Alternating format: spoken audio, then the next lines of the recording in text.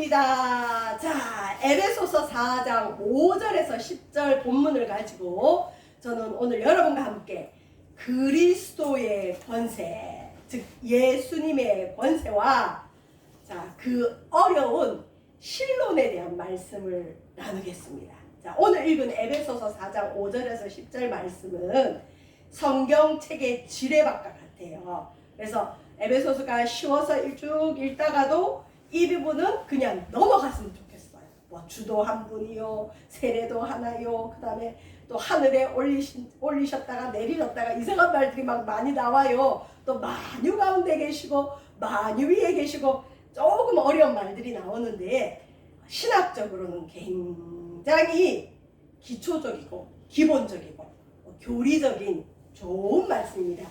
요 에베소서 4장 5절에서 10절만 잘 여러분 이 마음 깊이 우리 영혼 속에 받아들이시면 절대 이단으로는 갈 수도 없고 기독교가 무엇인지 분명하게 알 수 있는 본문입니다. 자, 그래서 한 절 한 절 한번 살펴볼 텐데, 자, 사람이 죽을 때 마지막 이 세상 떠날 때 유언이란 걸 하죠. 그래서 우리와 관계 있는 사람의 유언은 굉장히 중요합니다. 그래서 그 유언은 남은 유가족들이나 지인들이 꼭 지켜주려고 하죠.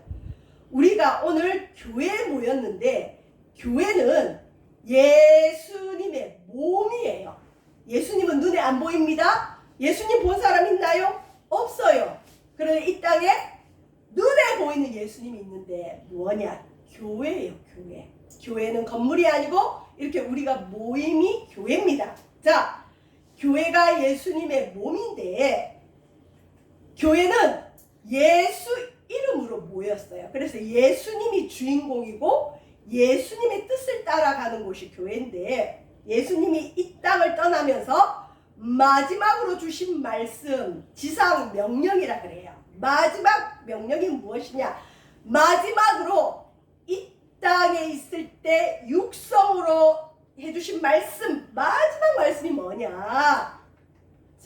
마태복음 28장 18절에서 20절, 교회를 조금 다니신 분들은 이걸 외우세요. 대부분 뭐라고 하셨느냐? 제자들을 불러다가 예수께서 말씀하셨습니다. 얘들아, 하늘과 땅의 모든 권세를 하나님이 내게 주셨으니, 예수님께 주셨으니, 그러므로 너희는 가서 모든 민족을 제자로 삼아라.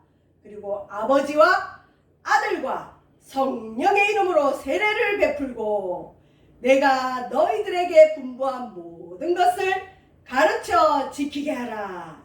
볼지어다 내가 세상 끝날까지 너희와 항상 함께 있으리라.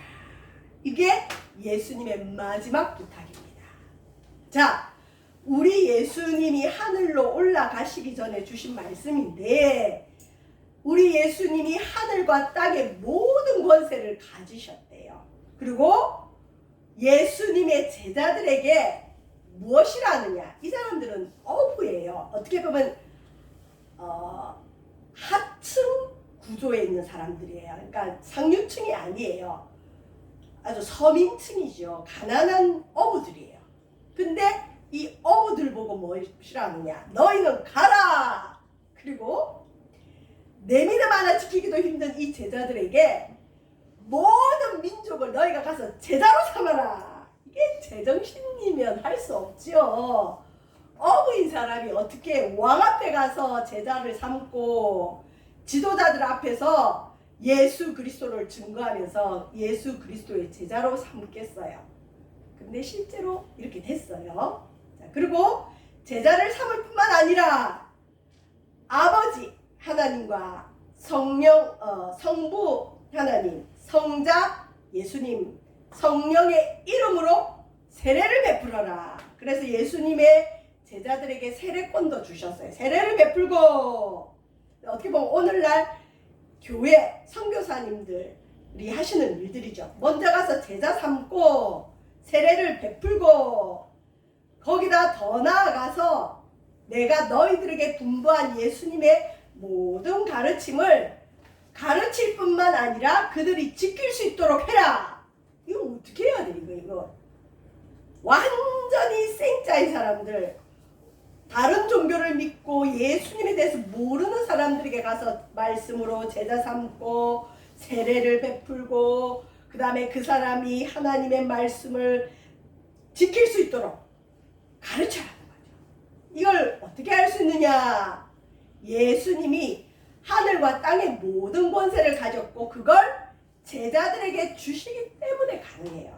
사실 이 당시는 예수님을 전하면 감옥을 가는 시대예요. 죽을 수도 있어요. 이런 두려움에 떠는 제자들에게 예수님이 이 부탁을 하면서 뭐라고 하시느냐? 약속하셨어요. 걱정하지 마라. 볼지어다 내가 세상 끝날까지 너희와 항상 함께 있으리라. 이 모든 일이 가능한 건 주님이 우리와 그때 그 제자들과 함께 계셨기 때문에 가능한 겁니다. 자, 그래서 예수님은 스스로를 실패자로 여기지 않고 연약한 자로 여기지 않았어요. 스스로를 부활하시고 난 이후에는 하늘과 땅의 모든 권세, 여러분 이 우주 만물을 어떻게 표현하죠? 하늘과 땅. 우리 인간에게 연관된 공간을 하늘과 땅이라 그러죠. 하늘과 땅의 모든 권세를 다 가진 예수님 스스로를 권력자, 권세자라고 하십니다. 여러분, 예수님이 이 땅의 모든 권세 위에 권세자임을 믿으시길 바랍니다. 예수님이 우리가 알 수 없는 그 하늘의 모든 권세도 다 가지신 분임을 여러분 믿으시길 바랍니다. 그래서 예수님은 시시한 하나님이 절대 아닙니다. 얼마 전까지 베스트셀러였던 책이 있는데 로버트 그린이라는 사람이 쓴 권력의 법칙이라는 책이 있어요. 이 세상에 움직이는 힘이 뭐냐? 권력이다. 권세다. 우리는 흔히 사람에게 친절하게 대하면 그 사람하고 우리가 친해지고 또 그 사람이 우리 어떤 말을 듣고 어떤 관계가 될 줄 알죠. 근데 세상은 그렇지 않다는 거죠. 친절해서가 아니라 세상은 권력 앞에 몰려든다는 거죠. 그래서 권세가 있어야 된다. 그래서 아주 세속적인 책이에요.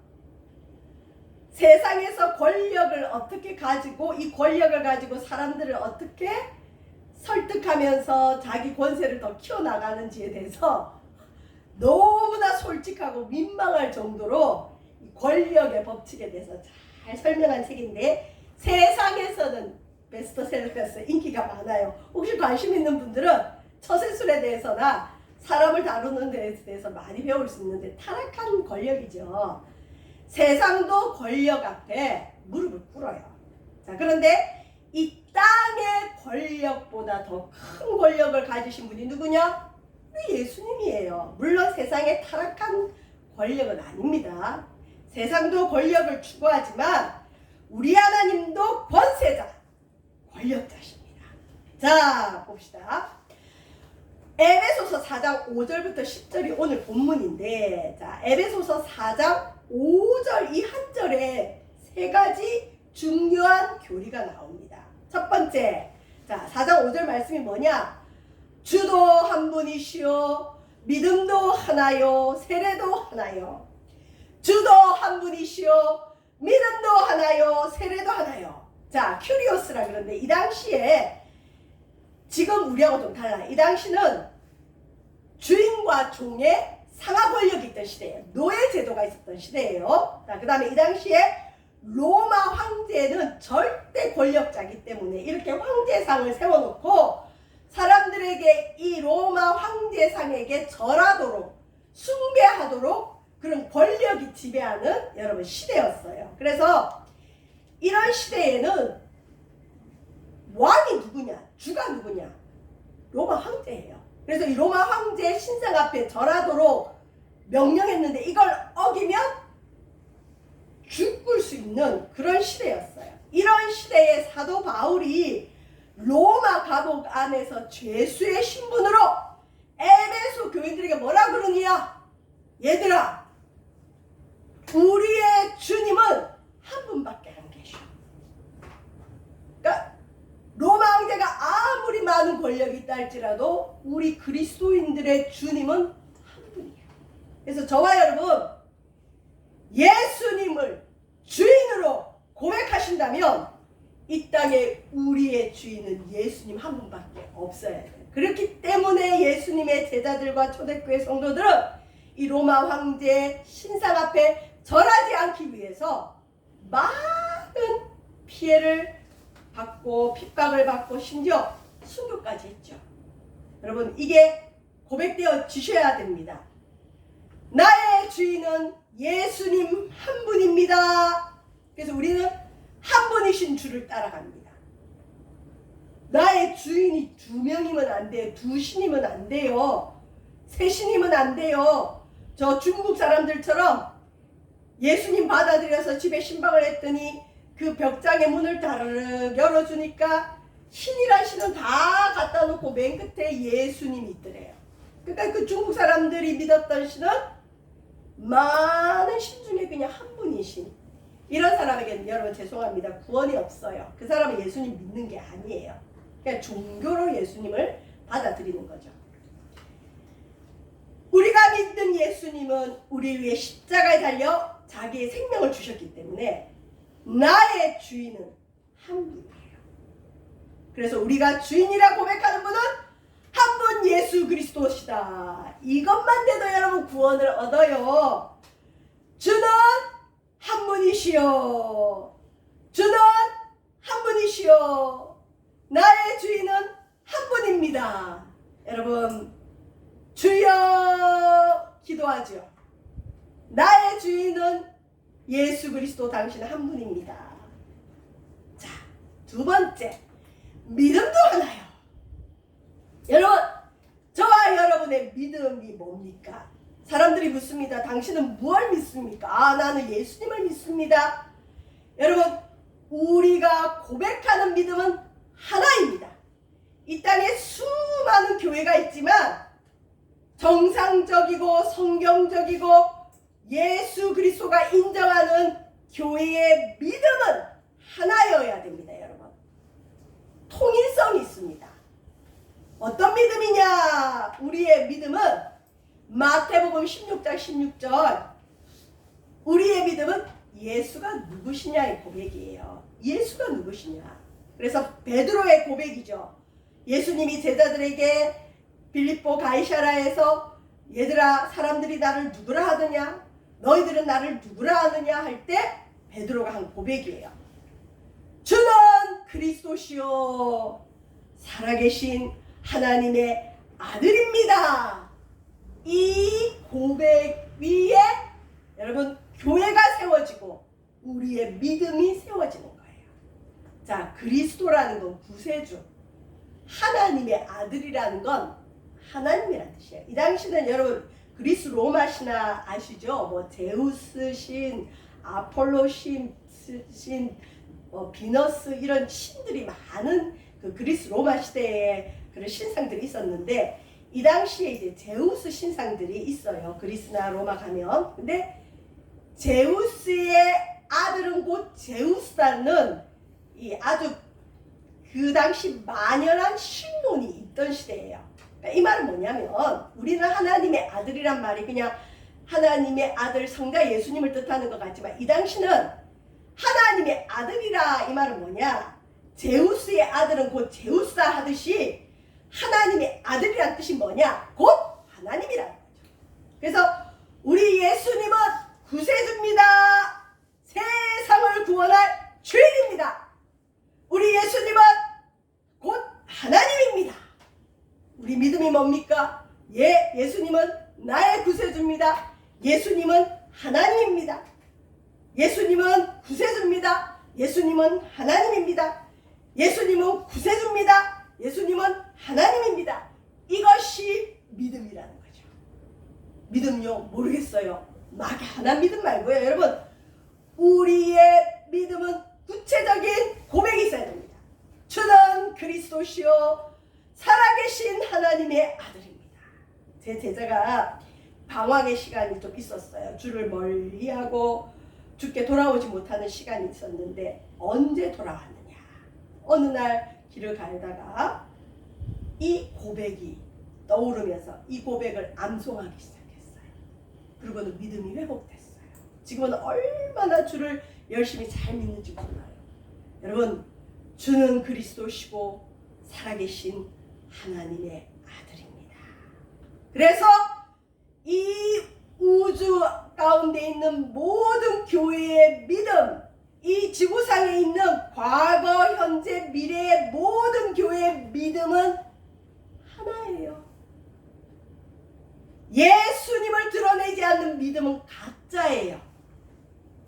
주는 그리스도시요 살아계신 하나님의 아들입니다라는 믿음의 고백이 없는 교회는 이단이요 사이비입니다. 정말 전통적인 교회는 어떤 교회냐? 이 교회는 괜찮은 교회냐? 사도신경에 고백이 있어야 돼요. 예수님이 누구신가를 분명히 해야 됩니다. 예수 그리스도를 향한 믿음의 고백도 하나다. 주님 한 분이시요 우리의 믿음도 하나입니다. 그 다음에 세례가 있습니다. 이 세례도 하나래요.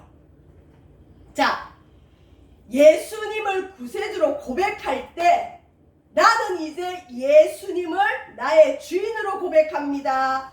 나의 구세주로 믿습니다. 라고 마음으로 믿어 의에 이르고 입으로 시인하여 구원에 이르는 이 단계에서 내가 믿겠습니다 하는 표식으로 세례를 받습니다.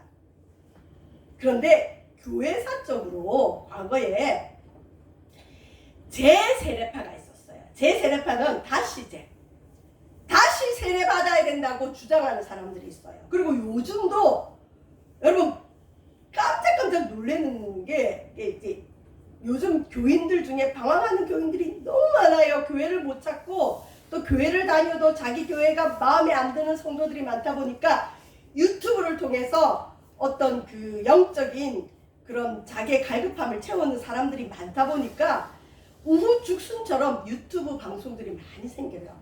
근데 저도 봤던 것들 중에 저분 괜찮냐고 봤는데 어느 날 이분이 뭘 하고 있느냐, 자기 유튜브 그 시청자들 또 뭐 그 목사님 찾아다니겠죠. 좀 열심히 있는 사람들은. 그러면서 이분이 자기 교회에서 세례받은 게 마음에 안 드는 사람들은 자기가 다시 모아서 세례를 준다는 거예요.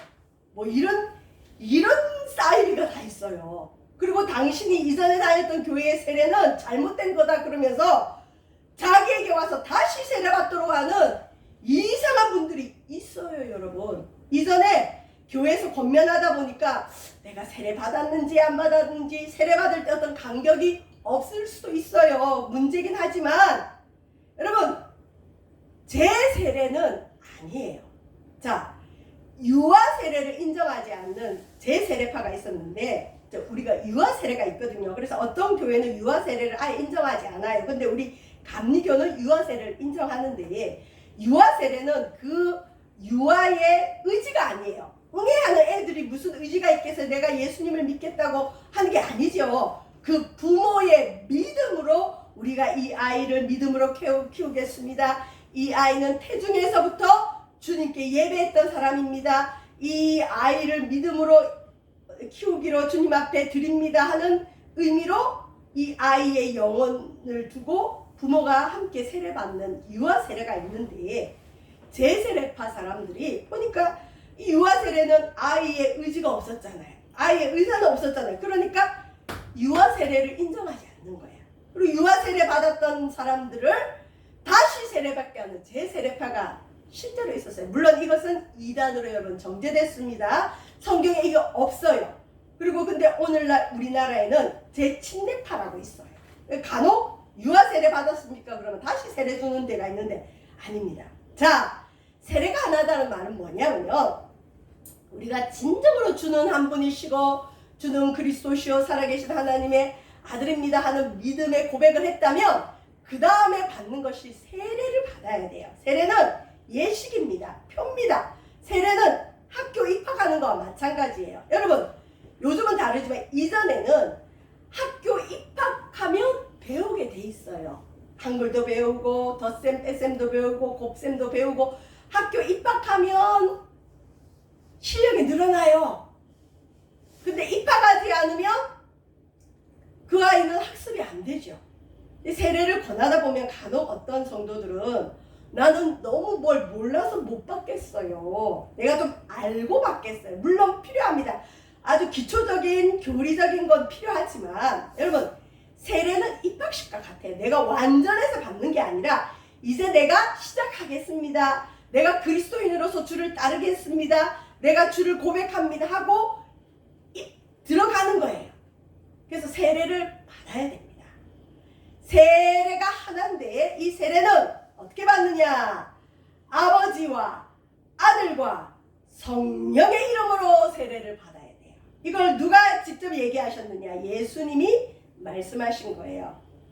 예수님이 자기 이름만으로 세례를 베풀라고 하지 않았어요. 예수 이름으로만이 아니라 성부 하나님, 성자 예수님, 성령 하나님의 이름으로 너희들 세례를 베풀어라. 그리고 너희는 세례 받아라. 그래서 여러분 세례는 일생에 한 번이면 돼요.